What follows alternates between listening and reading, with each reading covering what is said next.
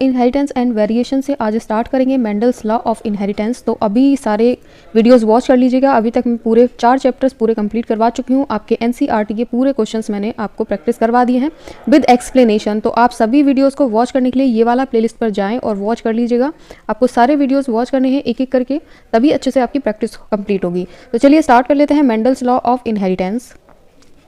Among the 7 pair of contrasting trait in pea plant as studied by Mendel, the number of trait related to यहाँ पर flower, pod, seed and respectively। Questions के according आपको समझना पड़ेगा question आपसे क्या कह रहा है। तो सबसे पहले तो देखिए यहाँ पर जो मेंडल्स हैं उन्होंने यहाँ पर 7 करेक्टर लिए थे, 7 पेयर लिए थे आपके, ठीक है, कॉन्ट्रास्टिंग ट्रेड के। उसके बाद में यहाँ पर आपको फ्लावर, पॉड और सीड में आपको बताना है कि कितनी ट्रेड्स निकल करके आई थी, यानी कितनी ट्रेड आपकी यहाँ पर रखी गई थी, ठीक है। तो एक तो आपने फ्लावर की बात करी तो यहाँ पर फ्लावर का कलर आपने रखा था और फ्लावर में दूसरा पोजीशन आपने रखा, ठीक है, तो इसके लिए भी 2 हो गया। देन उसके बाद यहाँ पर पॉड की बात करें तो पॉड में भी कुछ इसी तरीके से कलर एंड शेप रखा था। देन यहाँ पर भी आपके 2 हैं। उसके बाद सीड की बात करें तो सीड में भी आपको कुछ इसी तरीके से देखने को मिला था, शेप एंड कलर, ठीक है, शेप एंड कलर। तो यहाँ पर 2 जो ट्रेड्स रही हैं आपकी फ्लावर में, पॉड में और सीड में, जैसे कि आप ये फिगर में देख पा रहे होंगे। इसको फाइंड कीजिएगा, trade studies dominant and receives, ठीक है। आपका यहाँ पर पूरा कंप्लीट टेबल दे रखा था, इसको अच्छे से ध्यान से इसको देखना है। तो आंसर होगा आपका A. Then question number 2, the color based contrasting trait in 7 contrasting pair by Mendel's in pea plant where। तो कितने पी प्लांट, यहाँ पर 3 पी प्लांट की बात हो रही है।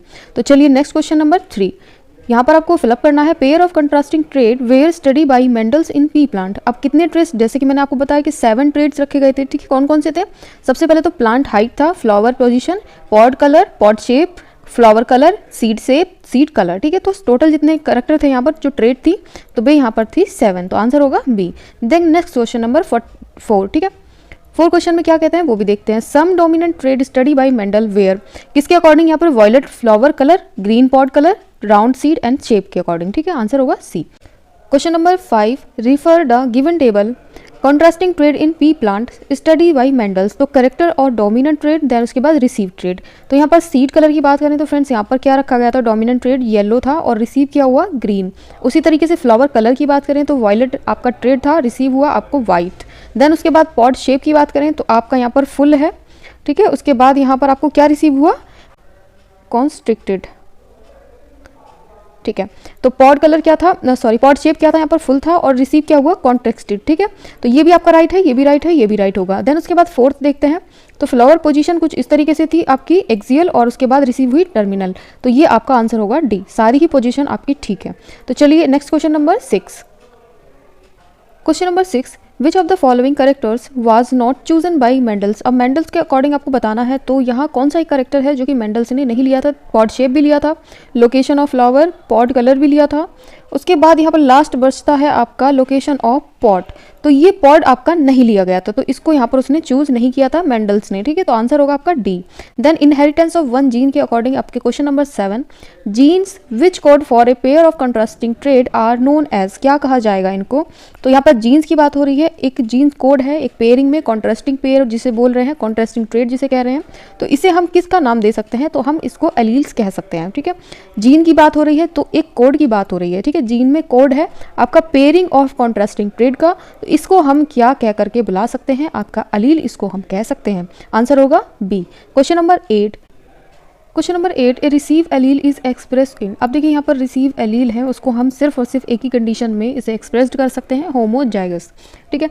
समझते हैं वो कैसे। तो फैक्टर ऑफ एलाइलिक और यहाँ पर एलीलोमॉर्फिक पेयर होंगे, तो ये अपना जो इफेक्ट है आपको समझना है इसे ध्यान से। तो यहाँ पर फैक्टर ऑफ एलाइलिक और एलीलोमॉर्फिक पेयर होंगे, तो ये अपना जो इफेक्ट है आपका हेट्रोजाइगस में और कॉन्ट्रास्टिंग फैक्टर के अकॉर्डिंग यानी कि प्रेजेंस में वो अपना इफेक्ट बिल्कुल भी शो नहीं करते, और इसे क्या कह सकते हैं आप, इसे रिसीव फैक्टर कह सकते हैं और अलील कह सकते हैं। जैसे कि एग्जाम्पल आपका स्मॉल टी हो गया, तो ये आपका हो जाएगा, ठीक है।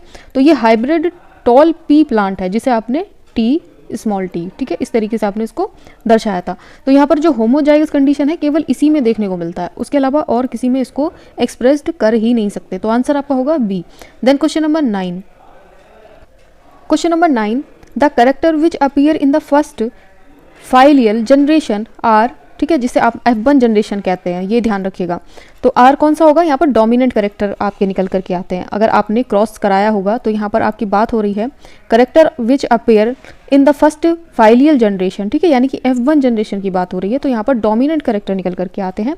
आंसर होगा आपका B। Then next question number 10, what will be the distribution of phenotype feature in the first filial generation after a cross between a homozygous female and heterozygous male for a single locus? तो देखिए यहाँ पर हुआ क्या friends, यहाँ पर आपकी बात हो रही है कि डिस्ट्रीब्यूशन हुआ आपके फिनोटाइप के अकॉर्डिंग, यानी कि फिनोटाइप फीचर के अकॉर्डिंग। तो F1 फीलियल जनरेशन यानी कि F1 की बात हो रही है, तो आपका जब क्रॉस कराया गया होमोजाइगस फीमेल का और हेट्रोजाइगस मेल का, तो जो सिंगल लोकस है वो यहाँ पर क्या हो सकता है। तो सिंगल लोकस की बात करें तो यहाँ पर देखिए यानी कि आपका 1:1 निकल करके आएगा, ठीक है, यही रेशियो आपका ये देखने को मिलेगा। तो आंसर होगा आपका C। तो ये सारी चीज़ें आपको ध्यान रखनी है और प्रैक्टिस से ही आपको ये सब चीज़ें मालूम होंगी, ठीक है। क्वेश्चन नंबर 11, इन मोनोहाइब्रिड क्रॉस बिटवीन 2 हेट्रोजाइगस। अब मोनोहाइब्रिड क्रॉस की बात हो रही है, 2 हेट्रोजाइगस इंडिविजुअल्स हैं, percentage of pure homozygous individual obtain in F1 generation will be, क्या हो सकती है, कितनी परसेंटेज हो सकती है।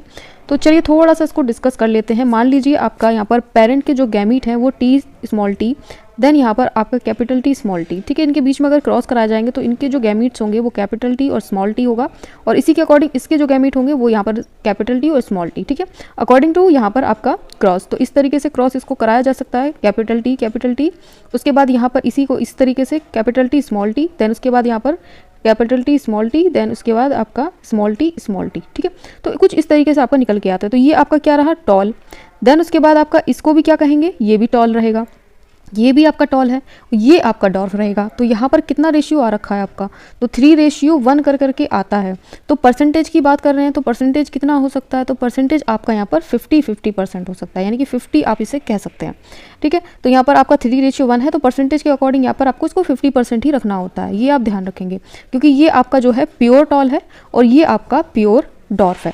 इसी के अकॉर्डिंग यहाँ पर आपका जो परसेंटेज है वो 50% है। आई होप इसको आप अच्छे से समझ गए होंगे। Then next question number 12, question number 12, on crossing 2 heterozygous tall plant कैपिटल T, small t, a total number of 500 plant were obtained F1 generation, what will be the respective number of tall dwarf plant, ठीक है, obtain in F1 generation.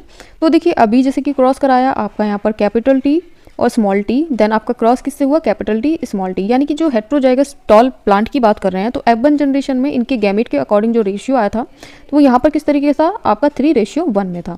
I hope इतना तो आप समझ गए होंगे। तो ये सभी को मालूम होना चाहिए कि F1 जनरेशन में जो रेशियो आता है वो 3:1 ही आएगा, ठीक है। तो होगा क्या कि यहाँ पर आपको ये 500 प्लांट्स के लिए बताना है F1 जनरेशन में।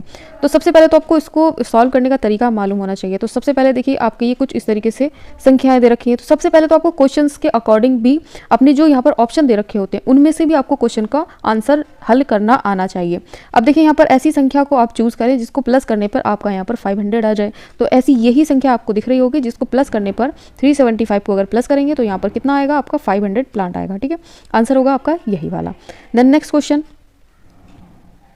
Question number 13, in mice black coat colour allele capital B is dominant to brown coat colour small b allele है आपका offspring of a cross between a black mice जिसे आपने capital B, उसके बाद यहाँ पर brown माइस की बात करें तो small b, were allow the interbreed. अब इनमें क्या कराया, क्रॉस करवा दिया, यानी कि यहाँ पर जो प्रोजेनी होगा और यहाँ पर ब्लैक कोट के कितने चांस हो सकते हैं, जो प्रोजेनी आपका रहेगा, ठीक है, यानी कि न्यू इंडिविजुअल है उसमें कितने % चांस है कि वो ब्लैक कोटेड हो। तो उसी तरीके से देखिए जैसे कि आप इसमें क्या कराते थे, क्रॉस कराते थे, परसेंटेज आपकी जो निकल के आती थी वो रेशियो के अकॉर्डिंग यहाँ पर आती थी 3:1। तो चांस होंगे कितने, 75% चांस हो सकते हैं आपके यहाँ पर ब्लैक कोट के लिए, और अदर आपका हो सकता है 1% चांस यहाँ, ठीक है, जो आपके रेस्ट है।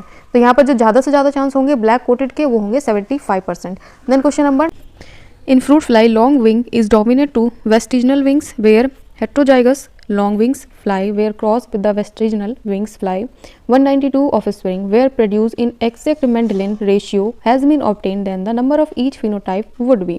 अब देखिए जैसे मैंने पहले भी बता चुकी हूँ कि जब आपको किसी तरीके का इस तरीके से नंबर आपको शो हो जाए तो इसका हमेशा हाफ कीजिए, ठीक है।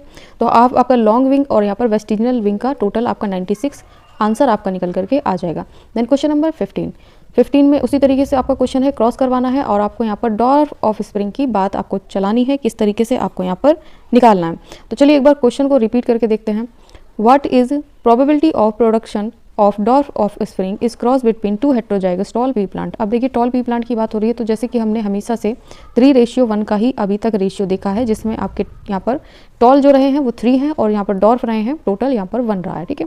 तो इसी तरीके से आपको जो आंसर रहेगा वो परसेंटेज के अकॉर्डिंग आपको बताना है डॉर्फ ऑफ स्प्रिंग के लिए। तो आंसर कौन सा रहने वाला है, 15 का आंसर होगा आपका सी, यानी कि 25% चांसेस इसके हो सकते हैं कि यहाँ पर जो डॉर्फ ऑफ स्प्रिंग आए, यानी कि क्रॉस करवाने के बाद जब आप हेट्रोजाइगस में क्रॉस करवाते हैं टॉल पी प्लांट में, तो जो चांसेस होते हैं आपके डॉर्फ ऑफ स्प्रिंग आने के, तो यहाँ पर रहेंगे 25%। देन अभी के लिए इतना ही। Thanks for watching. लाइक करना वीडियो, शेयर सब्सक्राइब जरूर करके रखें। Thanks for watching again.